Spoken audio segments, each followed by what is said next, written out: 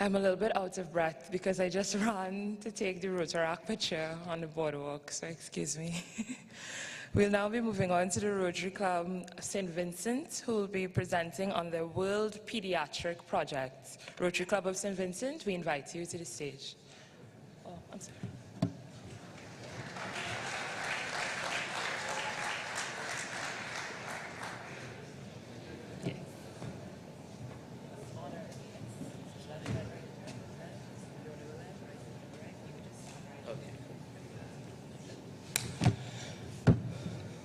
So that's forward.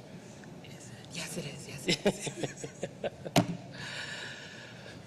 Wow, I'm going to move to St. Lucia, I think. That was, that was really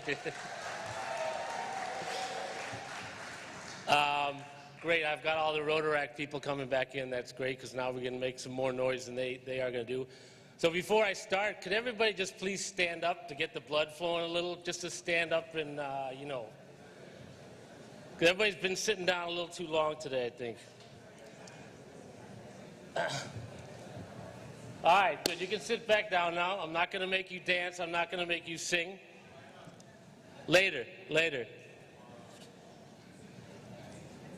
So I guess I should first introduce myself. My name is Simon, and I'm the Chief Development Officer for the World Pediatric Project. So I'm not going to talk about 50 projects, I'm going to talk about one. And I am from the gem of the Caribbean, St. Vincent and the Grenadines. Yeah. And I know most of you are saying they don't sound like that there. Don't worry about it. Just come visit one time. You'll love it. In this time of Donald Trump, it's always good to get a little good news. So first of all, I'd like to thank the District Governor Roger for having me here. Thank you, Rotarians, for making me part of your family.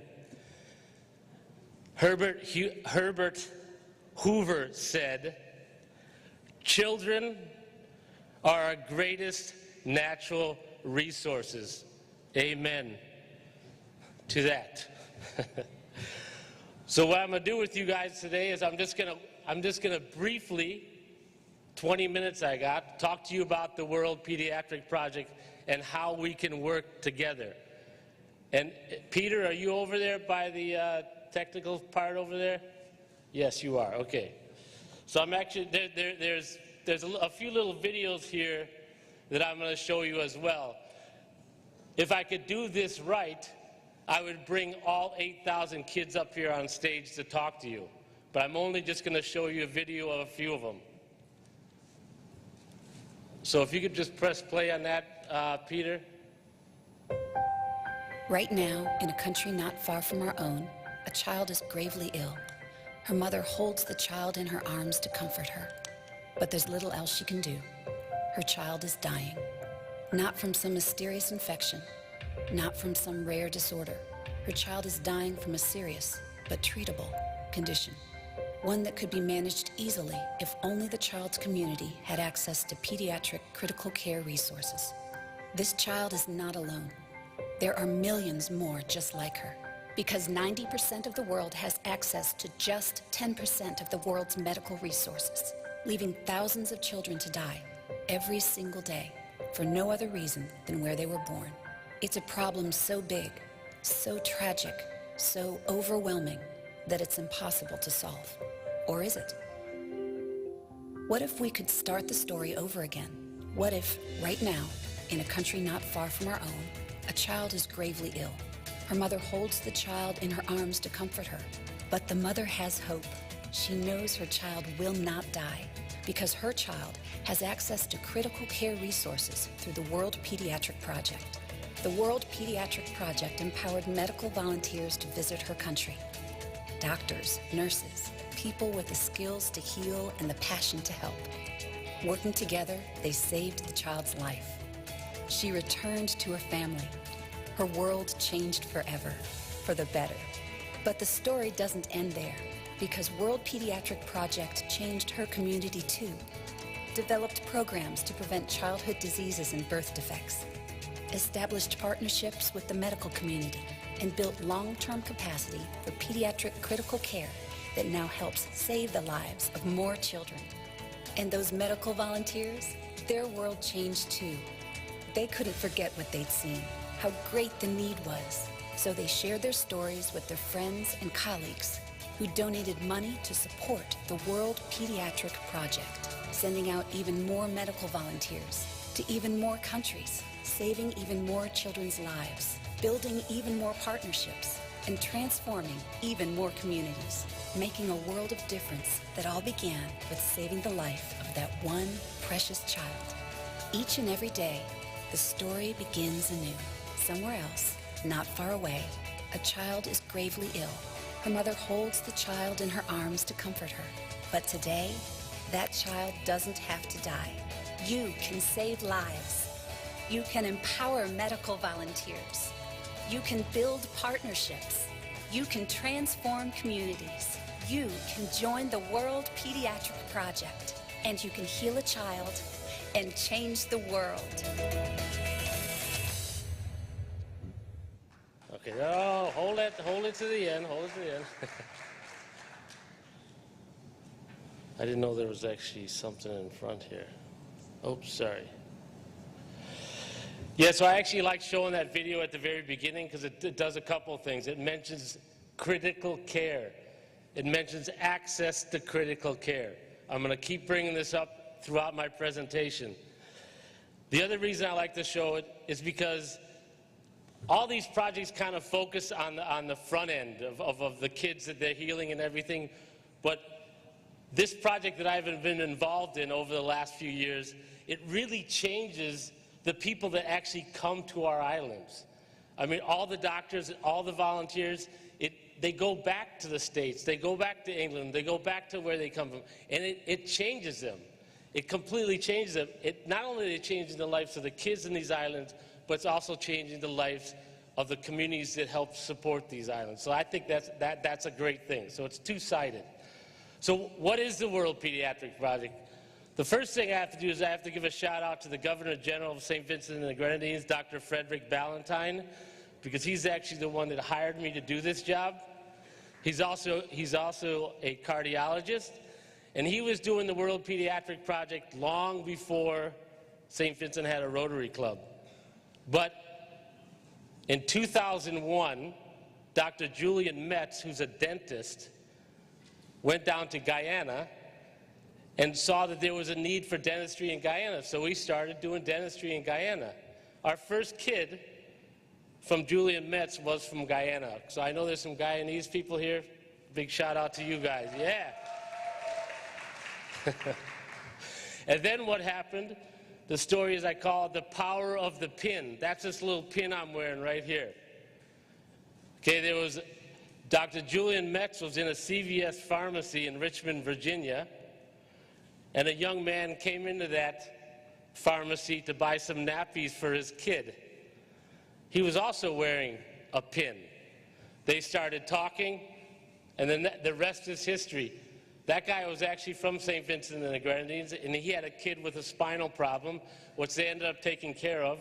And then that started everything in St. Vincent and the Grenadines. Now, after about 15 years, St. Vincent and the Grenadines is now recognized by the OECS as a Center of Excellence for Pediatric Care. That's pretty amazing if you've ever been to St. Vincent or to Milton Cato Memorial Hospital. In 2011, we merged with a company out of St. Louis, Missouri, called Healing the Children, and that's when we took the name on the World Pediatric Project, which I'll refer to now as just WPP because it's too long to say all the time. Our vision, which I'm going to share with you, and you guys are going to help me get there, because I'm going to tell you how you're going to get me there, is every child, regardless of geographic or social economic circumstances, has access to critical care. This is something we just take for granted, like in the States or England or wherever we're from. In St. Vincent, it's to get from one side of the island to the other, it's almost impossible, and the road doesn't actually go all the way around the island. In St. Vincent and the Grenadines, unlike a lot of the other islands, there's 32 islands. So it's a lot harder to get to.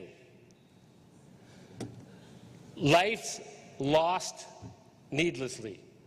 9 out of 10 people lower or middle income, they don't have access to critical care. That's it. Or they don't even have the awareness that the critical care is available to them.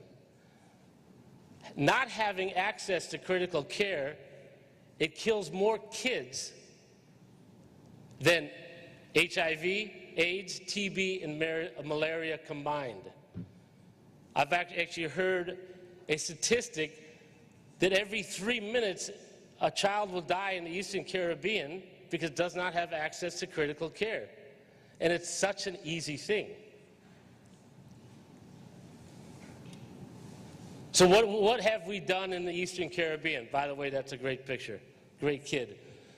Since 2001, we've seen or taken care of 8,000 kids. And that's not just St. Vincent and the Grenadines.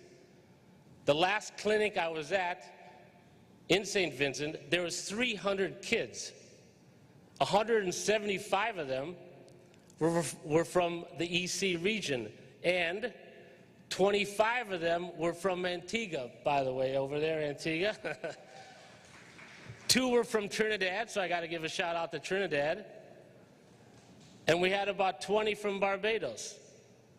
So when I say 8,000 kids, it's not just St. Vincent, it's the whole Eastern Caribbean. We've sent over the years 114 surgical and diagnostic teams to the region, right, at a cost. The value of all these services for all these kids over the last 15 years has been $37 million. I mean, it's a big number. It's so big, I don't even like saying it. Last week, we just opened up an operating theater at the Milton Cato Memorial Hospital.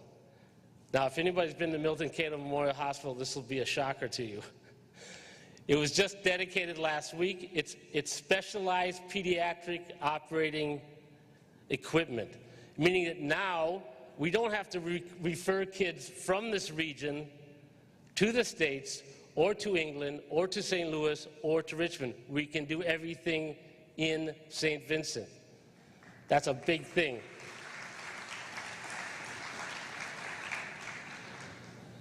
So, where are we going from here? Well, the World Pediatric Project is poised and it's ready to tackle this whole thing. We call it Transformation 2023. That's 6 years from now, I think. So this is a pretty aggressive goal. I know everybody's pretty good with savvy with geography, but I just wanted to put that map in there for people that don't know. Transformation 2023.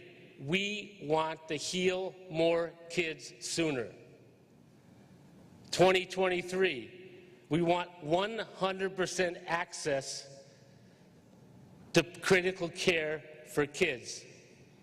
That's a majorly aggressive goal. You guys are going to help me get there.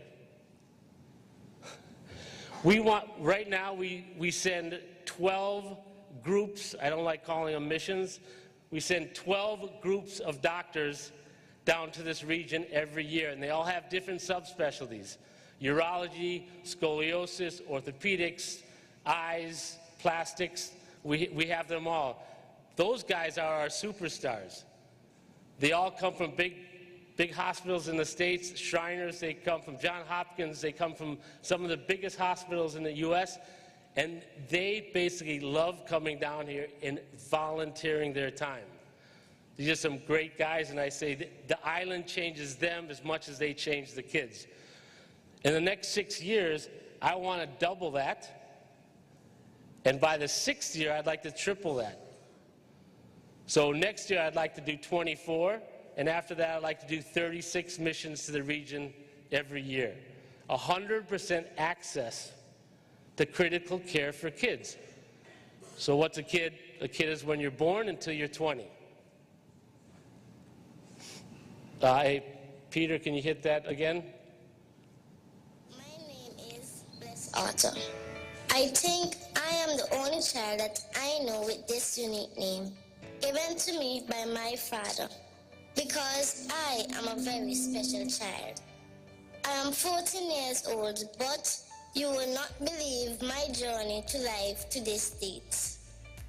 I have had about 5 surgeries, with the last being in September 2016, and a whole bunch of various tests, poking and prodding, and many other unpleasant examinations, though important and useful at times, reducing me to tears and causing me to think, why me? I stand before you today, having navigated through all those unpleasant experiences, discomfort, repeated hospitalization and the prayers, and still more tests. But now, I am a big girl, better, stronger, beautiful, because there were and are persons who cared and loves me. My family who loves me dearly, and the WPP who invested in me to ensure that I have a better quality of life.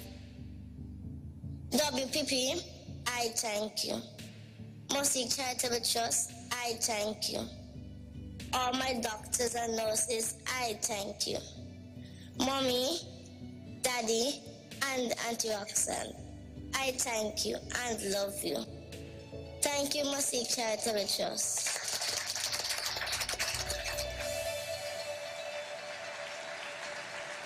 So as I said, if I were going to do this right, I'd have all these kids up on stage with me.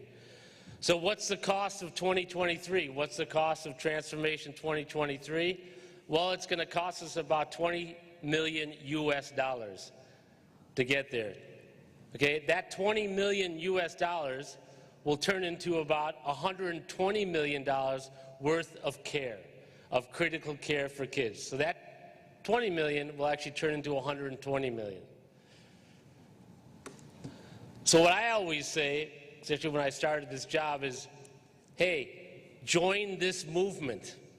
Join the movement. What I need you to do is, I need you tonight, or because I know everybody's on their phone right now, go on to Facebook and like us on Facebook. It says WPP Caribbean.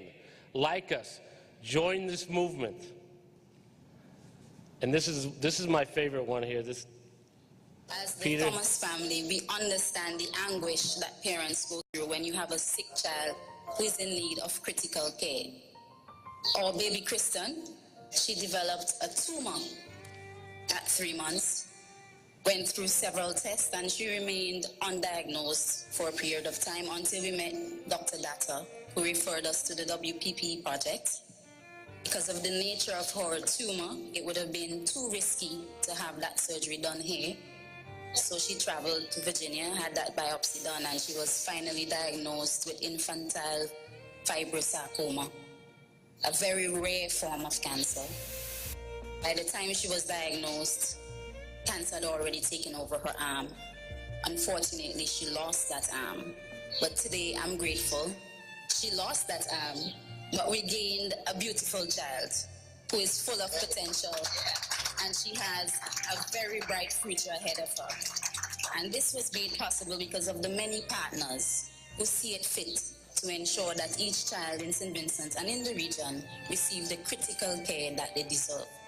I would just like at this time, on behalf of the Thomas family, to say thank you to Dr. Data, to Sister King, to the World Pediatric Project, to the donors, Mystique Charitable, Miracle Flights, and all the other partners who may not be now named.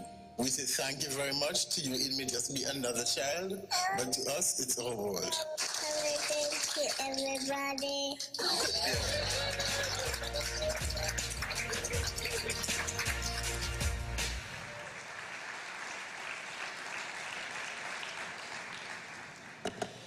yeah, that's my favorite one. By the way, that all those little clips were at our the opening ceremony of the Pediatric Operating Theater in St. Vincent. So some of the people you saw in the background, one was our Minister of Health, the Honorable Luke Brown. You also saw Dr. Frederick Ballantyne back there. He's very Everybody knows who he is. So I'd just like to wrap this up and tell you what you guys can do for me. First of all, you can buy a wine and cheese ticket. No, I'm just kidding. You don't need to buy a wine and cheese ticket. We've just this week, am I right, Milton, by saying this? Just this week, Rotary Club of Barbados West joined forces with the Rotary Club of West Richmond to donate $90,000 US for the Eastern Caribbean Neonatal Care Network. It's the first step to this 2023. I cannot tell you how great that is. Milton, thank you very much. District Governor Rogers, thank you finally for signing that. I know that took a little time for you to sign it. So what can you do for me now?